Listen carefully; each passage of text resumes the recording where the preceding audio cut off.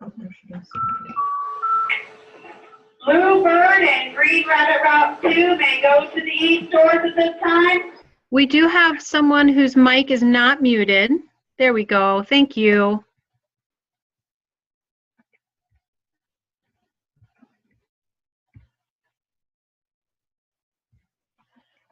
Okay, good afternoon. We're glad you're here and that you've taken some time to join us on this beautiful, almost spring day. Hopefully you've had an opportunity to share your thinking around the quote in the chat box. We'll get back to this in just a little bit. But if you haven't had an opportunity to share your thinking, go ahead and do that right now, and we will get started in about 30 seconds.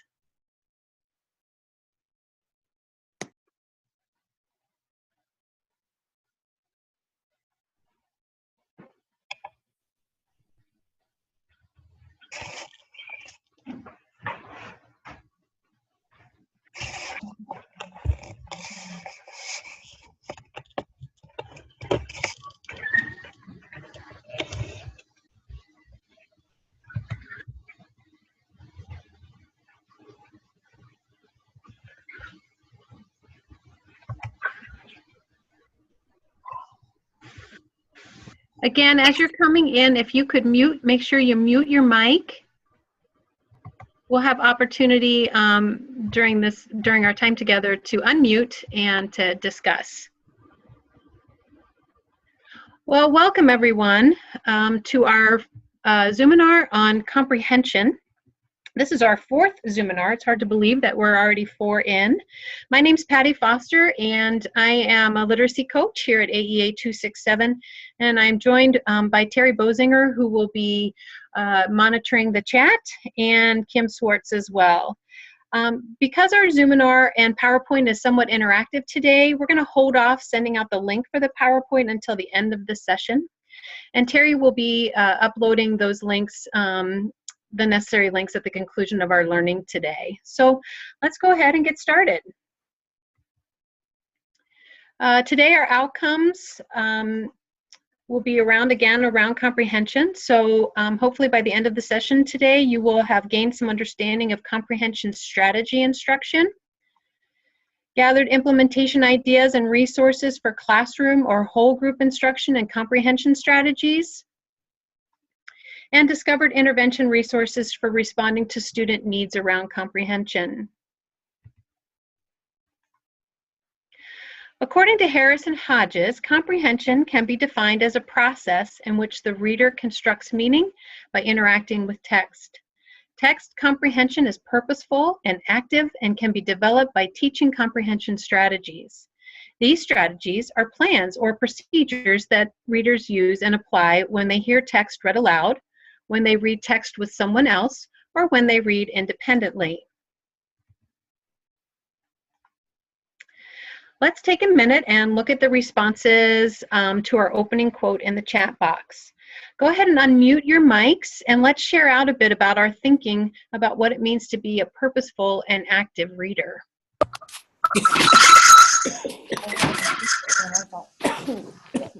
That's too watching that many little kids too. Hi, guess what? I have another meeting. Can you believe it? It's like going to school. I'm doing a whole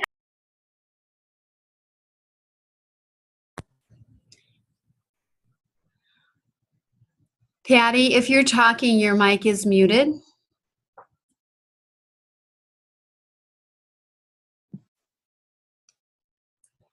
I'm going to go ahead and unmute everyone, so please know that your mic is going to be unmuted right now.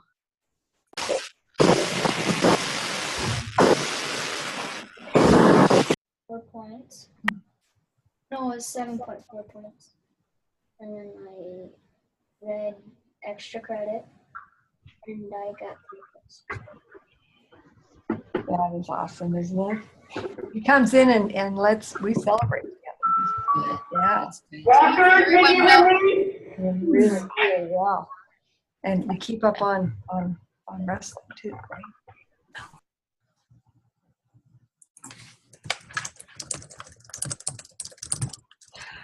I think one of the things that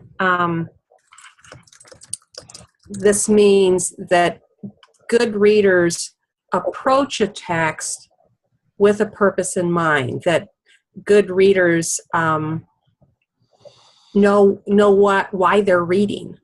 And then the active part, I just, like I said in the chat, that reading is interactive, that there's a relationship that develops between the author and the reader, and a good reader knows that, and they know that there's something important there that the author has to tell them.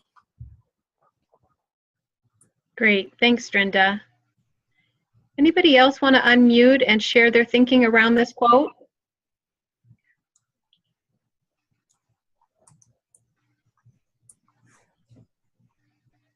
I'll go ahead and share Deb's quote. She says, "Good readers don't just read the words. They're able to understand what the author is saying. They're able to make mental pictures in their mind and connect the writing to what they already know about the topic."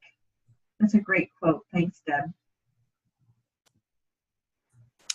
We also have one from Belinda that says, "To me, it means they're engaged in the process, understanding the meaning, participating in the story."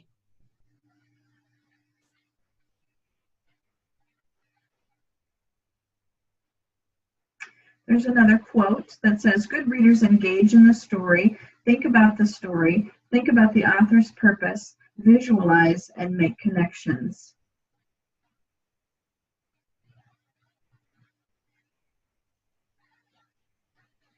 And Sue says, "If good readers are purposeful and active, they will comprehend." That's a great one to end on, and it's exciting to note that a lot of the things that you mentioned in the text or in the chat we will discuss today in our Zoominar. So thanks for your input and sharing your thinking.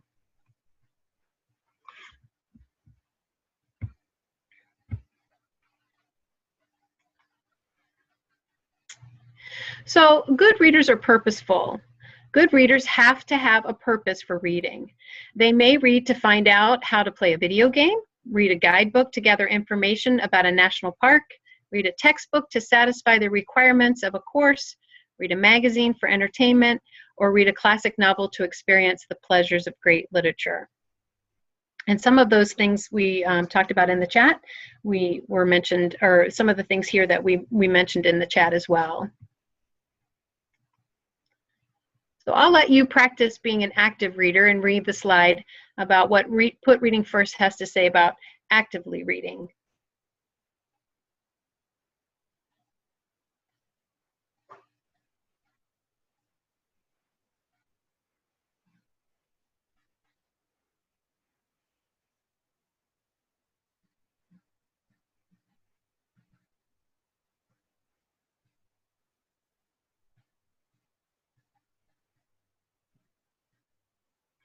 As we know, reading is a complicated process and one that many of our students struggle with. Let's look to see what research indicates as the best practice or as the best strategies for teaching comprehension, both in large group setting as well as guided reading groups and interventions. Comprehension is ultimately the reason for reading. If readers can read the words but don't understand what they're reading, they aren't really reading. How often have we seen this with our students? On the flip side, comprehension instruction is more than just asking questions to assess student understanding. Effective comprehension instruction includes helping students to become more strategic readers, so they'll understand what they read. We must provide students with the necessary tools and model ways to be purposeful and flexible in using these tools to build comprehension. Teachers of our youngest students can and should begin to build the foundation for reading comprehension by emphasizing comprehension from the beginning rather than waiting until students have mastered the basics of reading. Instruction at all grade levels can benefit from showing students how reading is a process and making sense out of text or constructing meaning.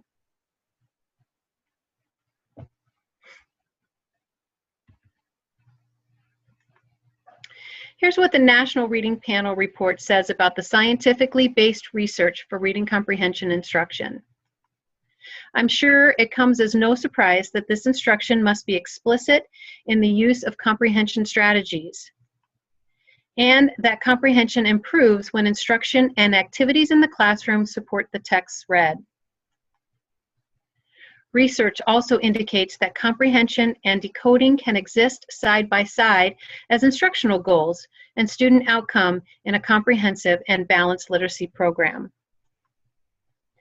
Finally, students who received explicit instruction in cognitive strategies showed significant gains on reading comprehension measures.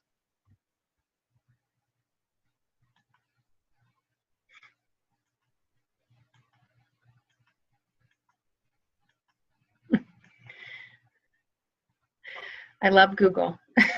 It's being glitchy. Comprehension strategies are conscious plans or sets of steps that good readers use to make sense of text. These strategies help students become purposeful, active readers who are in control of their own reading comprehension. The following strategies have a firm scientific basis for improving reading comprehension. And these strategies are activating prior knowledge, making, supporting, and confirming predictions, monitoring comprehension, answering questions as well as generating questions, sequencing, making inferences, drawing conclusions, visualizing, and making connections. Let's take a minute to explore each strategy. Just a reminder, explicit instruction in both whole group and small group settings are best practice for teaching comprehension strategies. Activating prior knowledge. The ability to access what you know about a subject before reading can help you understand the text with richer comprehension. What students know is structured in their minds or in schema, which is abstract frameworks around which memories is stored. For example, if students have knowledge about frogs and toads, they'll better understand the Frog and Toad series. Just a quick caution here.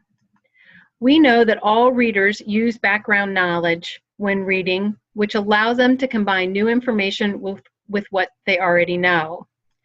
However, when a teacher spends too much time developing the knowledge that students bring to texts, they can eliminate the need for students to think while they're reading. It's important to encourage students to rely on what they know so that they can learn from the reading experience rather than from any pre-reading activities or instruction you might conduct.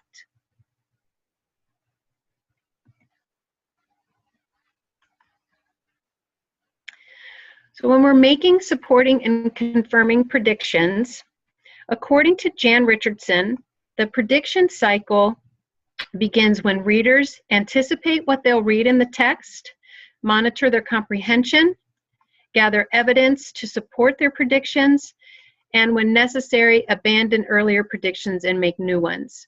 Proficient readers constantly move through this prediction cycle. Readers make predictions using information from the text and their prior knowledge. If students struggle making predictions, they either don't understand the text, or don't understand what they read, or they lack the background experiences that relate to the story. When reading nonfiction, prediction plays a slightly different role. Rather than predicting what will happen next, students should use the text heading, illustrations, and features such as maps, captions, and tables to make logical predictions about what they will learn in the next section. Richardson also notes that because this strategy has usually been taught since kindergarten, most intermediate students are good at making predictions. Some, however, may need a little bit more support instructionally. They may hesitate to share their predictions because they are afraid they'll be wrong. Although predictions do not need to be accurate, they do need to be logical.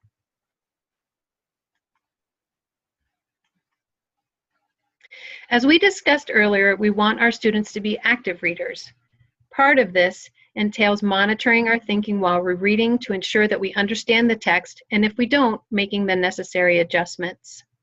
Students who are good at monitoring their comprehension know when they understand what they read and when they don't, and have strategies to fix up the problem. Our instructional focus then must teach students to be aware of what they do and don't understand.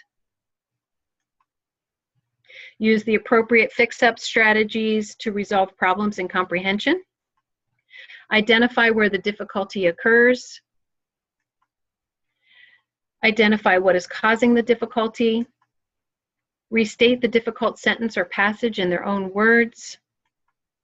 Look back in the text to help in fixing the problem, and look forward in the text for information that might help resolve the difficulty. It's all about thinking about our thinking, or metacognition.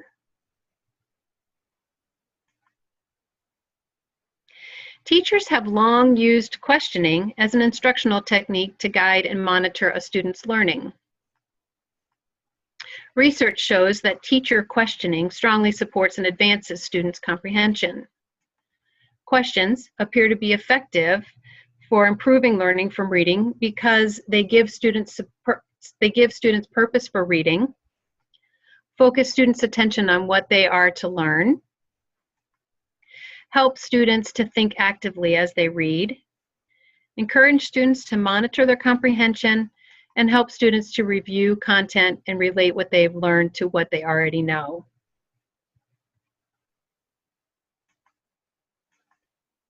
Teaching students to ask their own question improves their active processing of text and their comprehension. By generating questions, students become aware of whether they can answer the question and if they understand the text, and learn to ask themselves questions that require them to integrate information from different parts of the text. To help students learn how to answer questions, you'll need to model different kinds of questioning strategies and help students learn how to ask questions before, during, and after reading.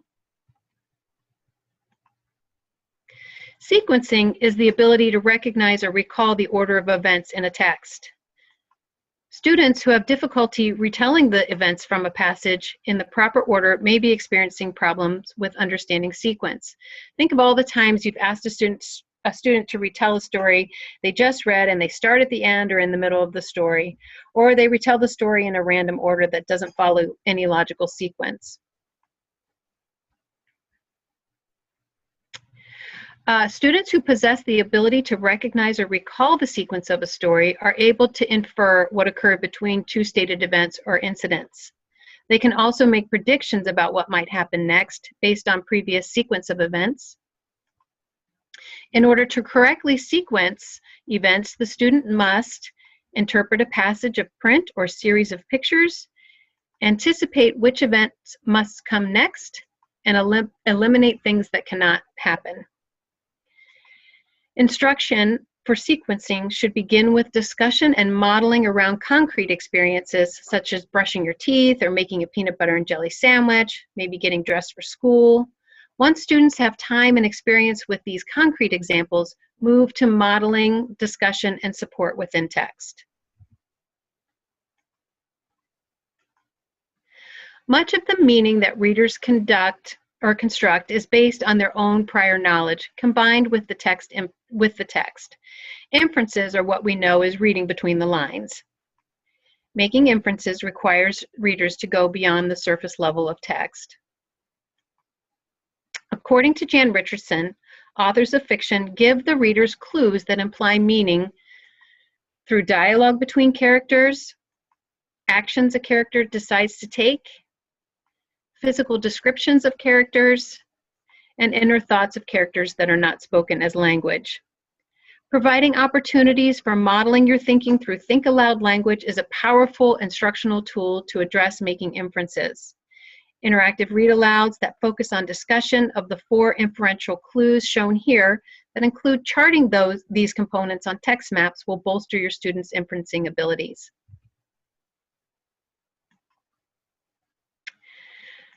When students draw a conclusion, they use information from the text and add background knowledge to stretch their thinking and deepen their understanding.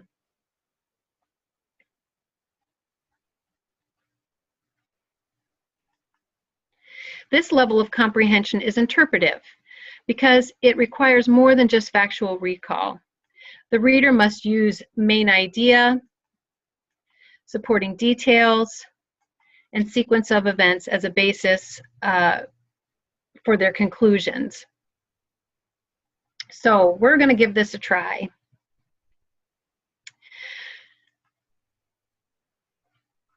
Take a minute or two to read this short passage.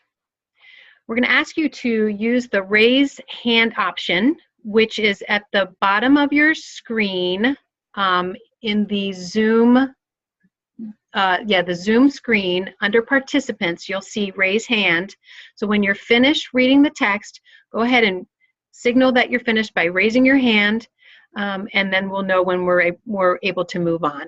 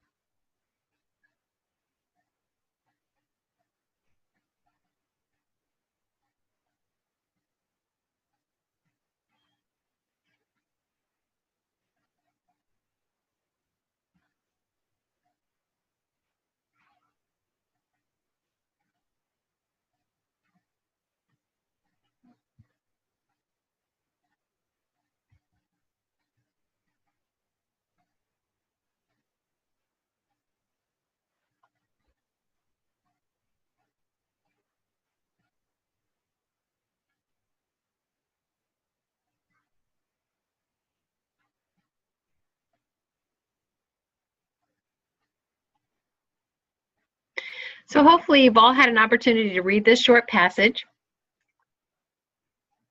Oh, go ahead and lower your hands, or maybe Kim, could you lower everyone's hands? Thank you.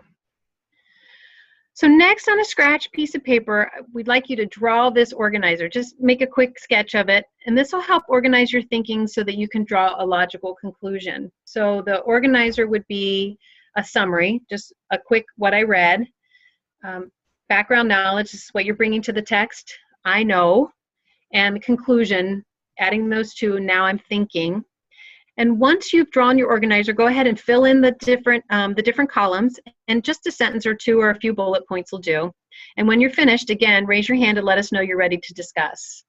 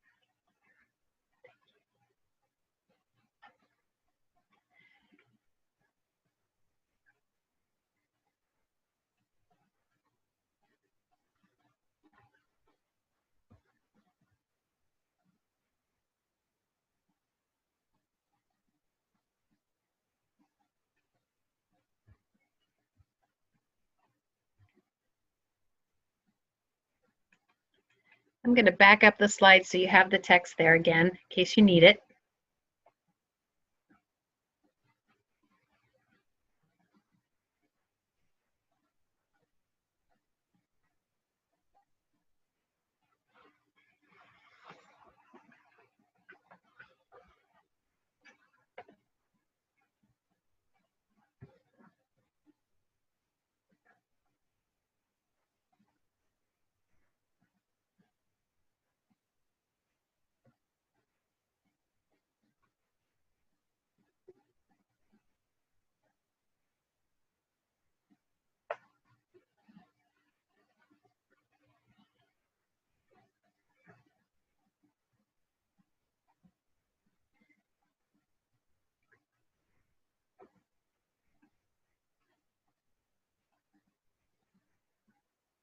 again, as you're finishing, go ahead and raise your hand so we know you're ready to move on.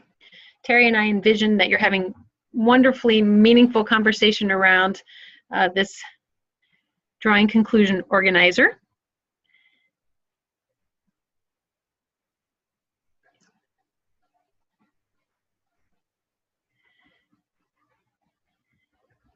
And I'll advance the slide so you can see the organizer again in case you need it.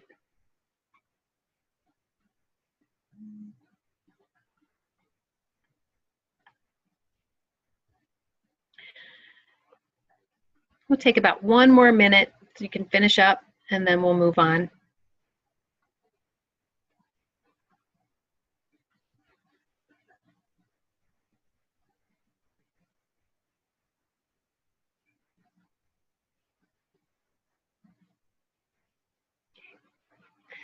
All right, Kim, will you lower hands for us, please? All right. So here's one conclusion that we can draw from the passage. So the summary of what I read might be: a radar operator reported strange blips that resembled airplanes flying at 100 to 130 miles per hour. So that's information from the text. Information that I might bring would be, I know helicopters travel slower than airplanes. And so putting those two together, the conclusion that I might draw is the blips weren't airplanes, perhaps they were helicopters, or solid parts of an explosion. So we're going to go ahead and ask that you unmute your mic and share out some of the conclusions that you came up with, or maybe that your group came up with.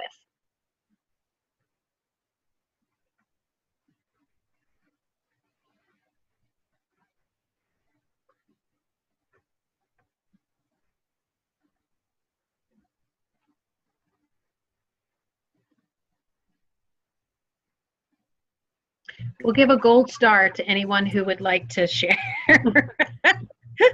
Gold star for you.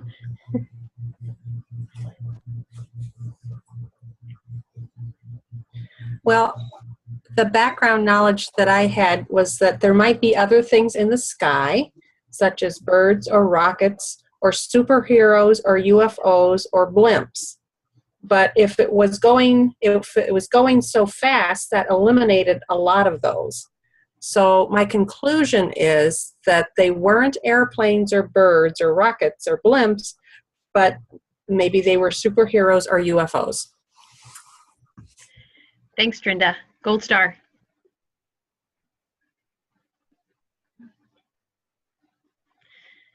Would anyone else like to share their conclusions?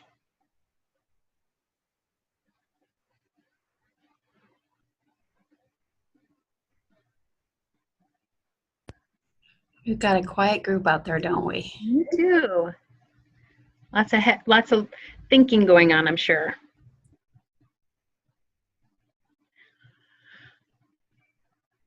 Okay, we'll keep on going. So hopefully what you'll notice, though, when you do this with your students, that there'll be multiple conclusions that can be drawn from a text. And it's important to keep in mind that we need to help our students focus on those that are logical and appropriate for the text. So if students come up with conclusions that can't be logical as it's outlined in the text, then we need to help them focus their attention on using the text to make logical conclusions or draw logical conclusions.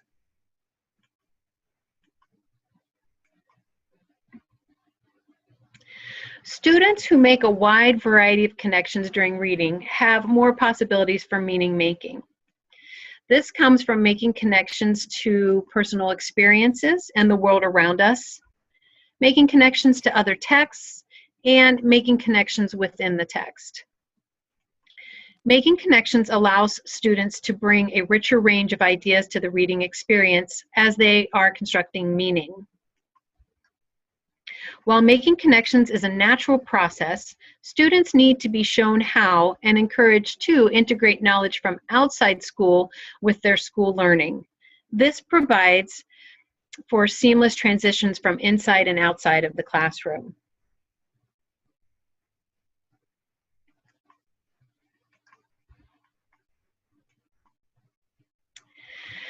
So with our, as with our previous Zoominars, the information for whole group and small group instruction, including interventions, is found on the intervention bank, and this time it's the Comprehension Intervention Bank. This is your map for different strategies and lesson ideas within the different components we've outlined today for comprehension. All of the documents are linked, so this is a really, this really is a roadmap for success. We're not going to take the time today to bring this document up for you since we've used this format for the previous 3 Zoominars.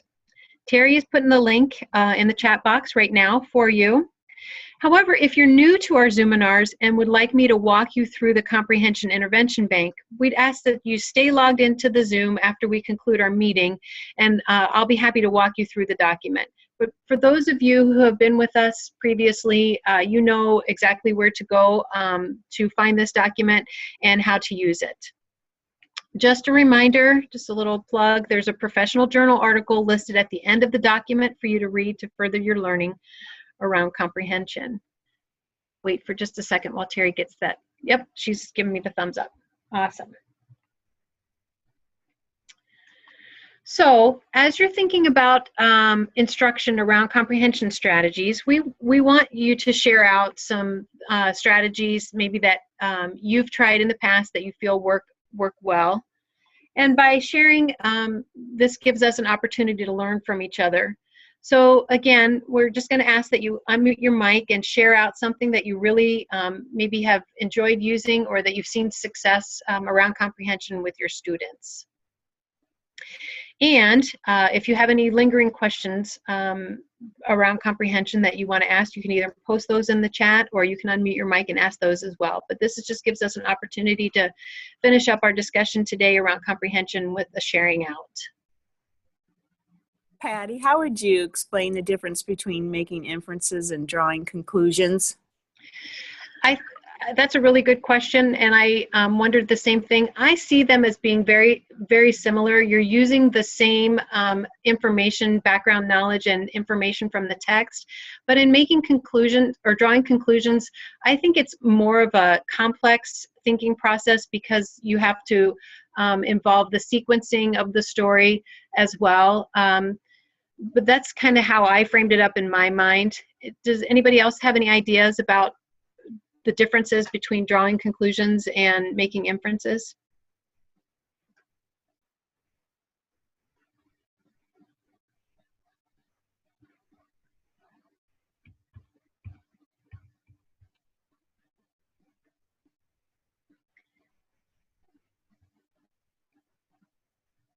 Yeah, so so let me go back to this slide. No, you should share it. Terry's being the bird whispering in my ear. Sorry, I'm going back to, oops. Did I go past drawing conclusions? Let me So go back. I feel like inferences are taking what you know, taking your prior knowledge, and taking the information in the text and trying to merge those to develop the author's message.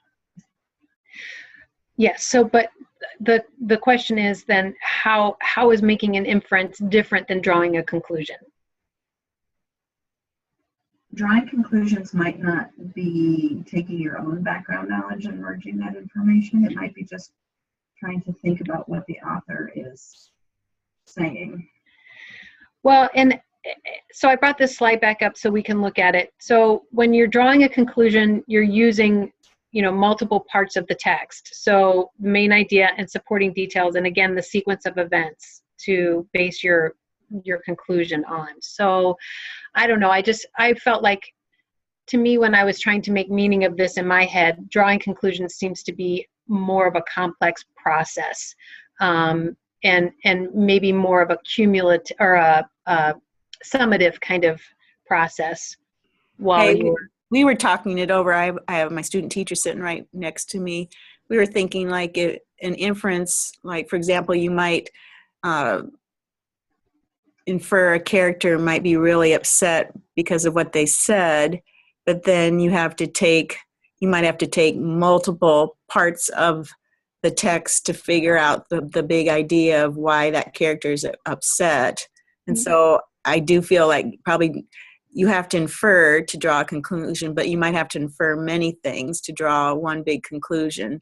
So I feel like you have to gather more information from the text to probably draw a conclusion. Yeah, I agree. I think you summed it up really well.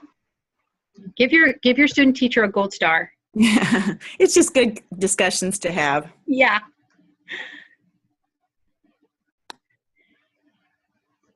Anybody else have ideas or questions? Or let me go back to our final slide here.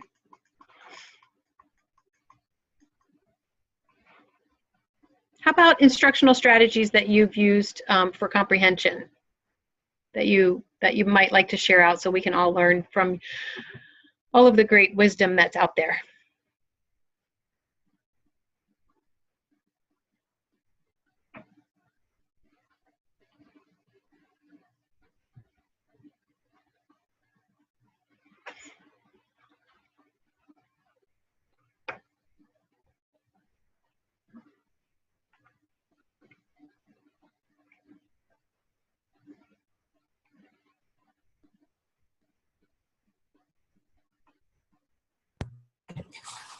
I don't know if it's too general or simplistic to mention this, but just when thinking about comprehension strategies, the strategies, in my mind, the strategies are to slow down the processes so students have time to figure them out and practice them until they become automatic skills. So whatever the strategy is that you're using, you need to think about how is it slowing down or chunking down even the process.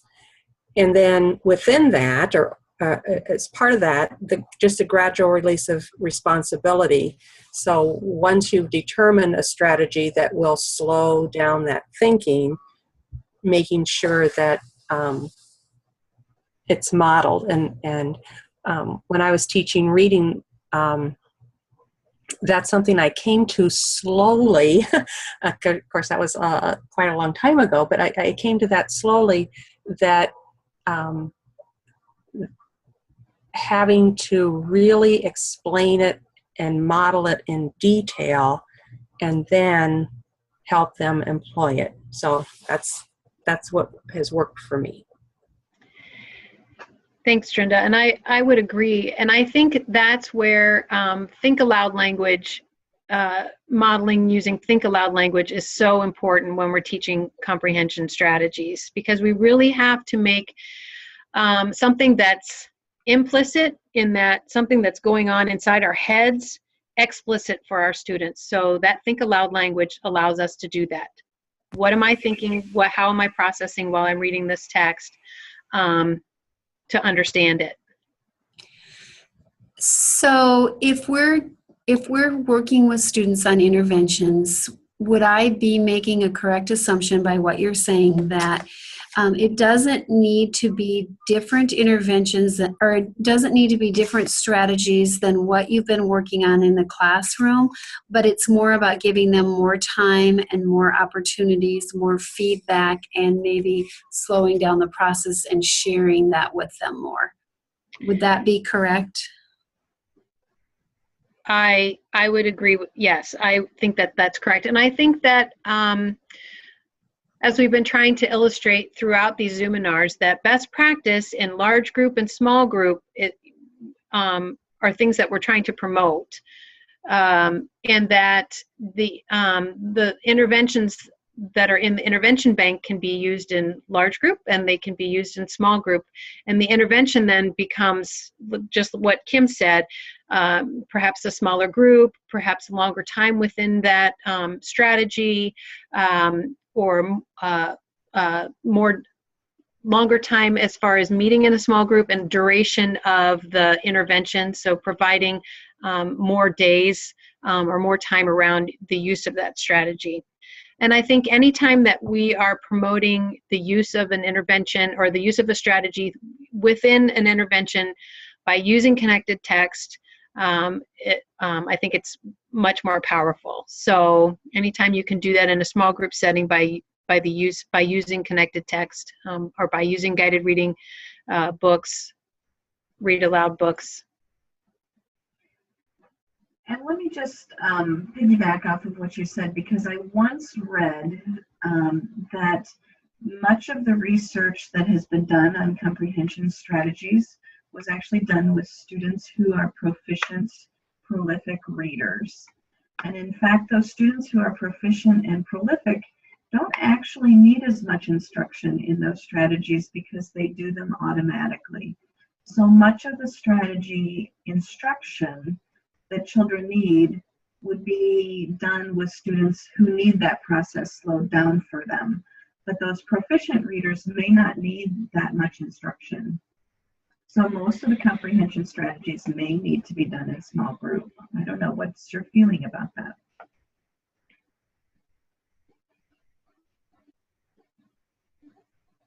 Anyone?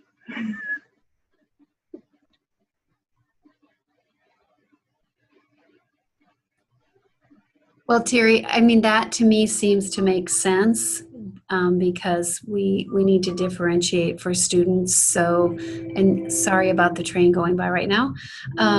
So that really makes sense to me, that a lot of that instruction would happen more in small group than in large group. And then kind of to go along with that, so while we've all somewhat been waiting for a list of interventions that we might use, what we really need to think about is that it's good instructional strategies that we're using. And whether it's whole group or whether it's being used in an intervention time, it's those good research-based strategies. And it's not based on a list, but it's based on what is it that that particular child needs at that particular point in time. Yep. Yeah.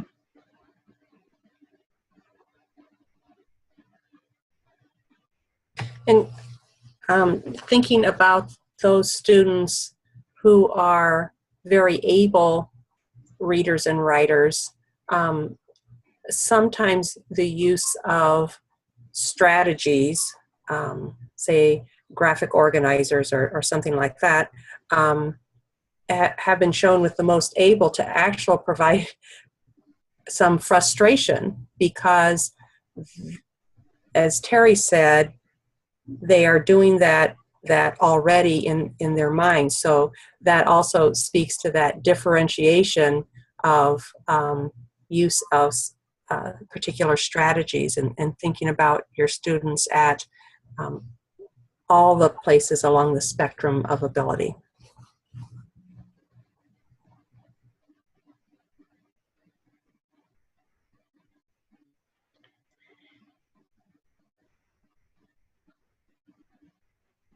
Any other comments or questions?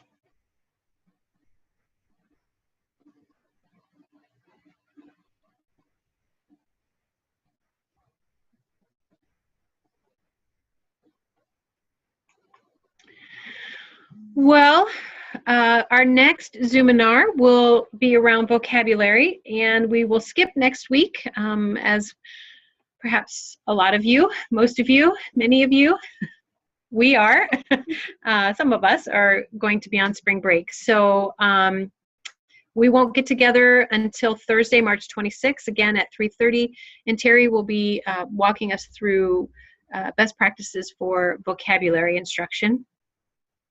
And then our last meeting, which I didn't note in text on this slide, but our last meeting, if you want to just make a note of it on your calendar, it will be the following Tuesday, March 31st, and Joe will be talking to us about assessment. So that's all we have for you today. Thank you for joining us. I hope you enjoy the nice spring weather and the rest of your week. And we'll stay on. If anyone needs help with the intervention bank, the Comprehension Intervention Bank, or have any more questions that you want to ask, we'll stay on for a little bit. But if not, have a wonderful afternoon, and thanks for joining us.